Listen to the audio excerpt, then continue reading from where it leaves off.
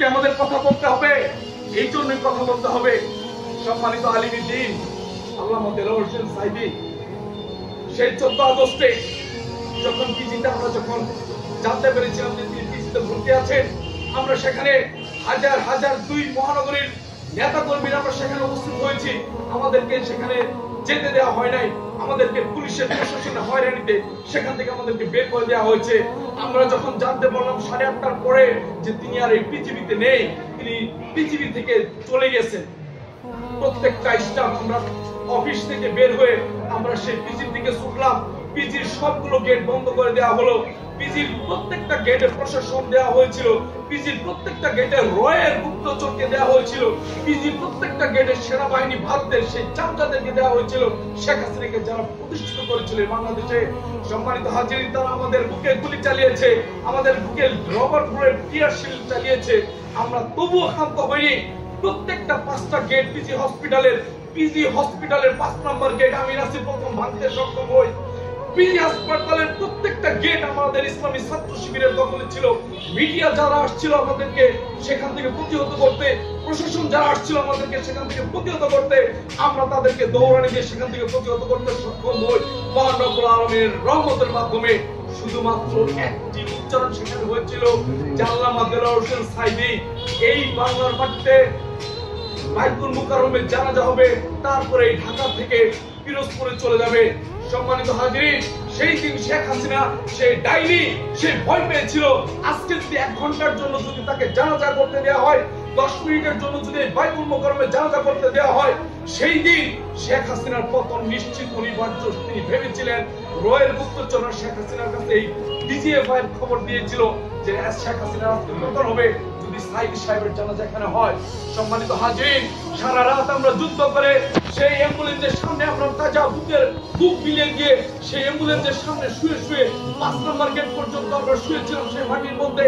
কিন্তু আমরা তবু আল্লামা দেলোয়ার হোসেন সাঈদী কোরআনের পাখির লাশকে আমরা পার হতে দেব না। আমাদের প্রতিজ্ঞা ছিল ঢাকার মাটিতে তাকে বাইতুল মুকাররম মসজিদে আমরা জানাজা করে তারপর এখান থেকে ছাড়বো। সম্মানিত হাজিরিন, আমাদেরকে সর্বোচ্চ ঘোষণা দেওয়া হলো ব্রাশফায়ার করা হবে, তবু আমরা অ্যাম্বুলেন্সের সামনে থেকে আমরা সরে যাইনি 2 কিলোমিটার পর্যন্ত। বলেছিলাম যদি বাংলাদেশ ইসলামী ছাত্র শিবিরের এক একটা কর্মী, বাংলাদেশ জামাত ইসলামীর এক একটা কর্মী যদি জীবিত থাকে, আল্লামা দেলোয়ার হোসেন সাঈদীর অ্যাম্বুলেন্সের গাড়ির চাকা 1 ইঞ্চি পরিমাণ এখান থেকে সরবে না। শর্ত হচ্ছে বাইতুল মুকাররমের মসজিদে আমরা জানাজা করে আল্লামা দেলোয়ার হোসেন সাঈদীর লাশ পিরোজপুরে যাবে।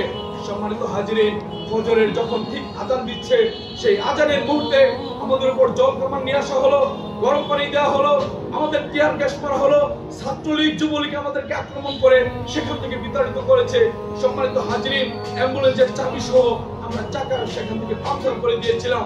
সেই চাকা এবং অ্যাম্বুলেন্সের গাড়ি আমরা না দেওয়ার কারণে নতুন একটি অ্যাম্বুলেন্স এনে আমাদেরকে গুলি এবং ফায়ারের মাধ্যমে রেখে সেখান থেকে আল্লামা দেলোয়ার হোসেন সাঈদী আজকে তারা অন্য একটি অ্যাম্বুলেন্সের মাধ্যমে নিয়ে এই স্বৈরাচারী শেখ হাসিনা পাকিস্তানি ভারতের এই শয়তানদেরকে নিয়ে সেনাবাহিনীর রয়ের গুপ্তচরকে নিয়ে আল্লামা দেলোয়ার হোসেন সাঈদীর লাশটা নিয়ে লীলা খেলা করে সেই পিরোজপুরে নিয়ে যাওয়া হয়েছে।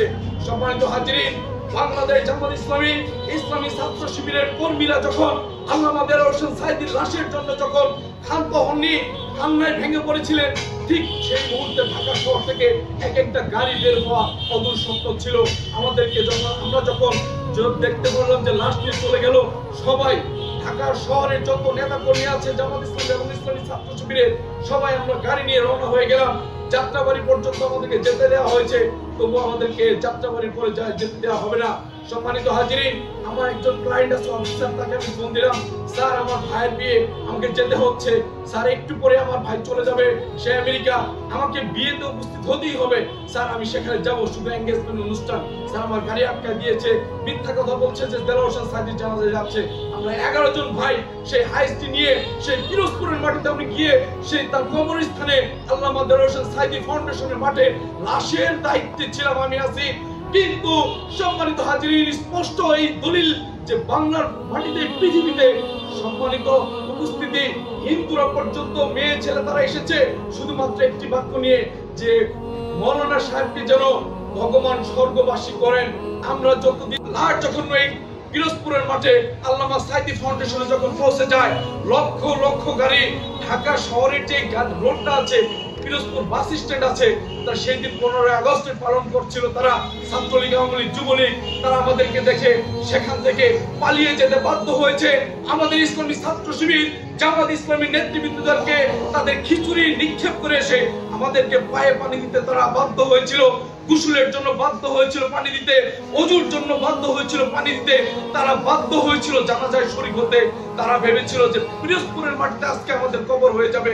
সম্মানিত হাজিরিন, শুধুমাত্র 13টা বছরেই আল্লামা দেলোয়ার হোসেন সাঈদী কারাগারে থেকে মৃত্যুর পূর্বে তিনি যে হাসিটা দিয়েছিলেন, এই হাসিটা ছিল কি ইসলামী আন্দোলনের বিজয়ের হাসি। ইসলামী আন্দোলনের বিজয়ের হাসি। বাংলাদেশের মাটিতে কালেমার পতাকা উড্ডীন হবেই হবে, সেই হাসি দিয়ে তিনি পৃথিবীর মাটি থেকে চলে গিয়েছেন। সম্মানিত হাজিরিন, আল্লামা দেলোয়ার হোসেন সাঈদী, মতিউর রহমান নিজামী, কামরুজ্জামান কাদের, মোল্লা মীর কাসেম আলী, তাদের রক্তের ফাঁসি যে দায়িত্ব ভার আমাদের উপর দেওয়া হয়েছে, প্রত্যেকটা ইঞ্চি ইঞ্চি মাটিতে তাদের রেখে যাওয়া কাজগুলো আমাদেরকেই করতে হবে। অতন্ত্র প্রহরীর মতো যেন এই হায়না কালো থাবা এই বাংলার জমিনে প্রত্যেকটা নাগরিকের উপর না পড়তে পারে, এই ডাইনি হাসিনার জন্য থাবা এই বাংলার মাটিতে না হতে পারে। সেই জন্য আমাদেরকে সর্ব জায়গায় সচেষ্ট থাকতে হবে, সজাগ থাকতে হবে। শিক্ষাঙ্গন থেকে গ্রাম পর্যন্ত, গ্রাম থেকে রাষ্ট্র পর্যন্ত, রাষ্ট্র থেকে সংসদ পর্যন্ত প্রতিটা জায়গায় আমাদেরকে অতন্ত্র প্রহরীর মতো ভূমিকা পালন করে এই বাংলাদেশের মাটিকে আমরা সোনার বাংলা হিসেবে পরিণত করব। ইসলামী বাংলাদেশ জামাত ইসলামী, ইসলামী ছাত্র শিবিরের ঘাঁটি হিসেবে এখান থেকে শুরু হবে ইনশাআল্লাহ। বাংলাদেশ জামাত ইসলামী জিন্দাবাদ, ইসলামী ছাত্র শিবির জিন্দাবাদ।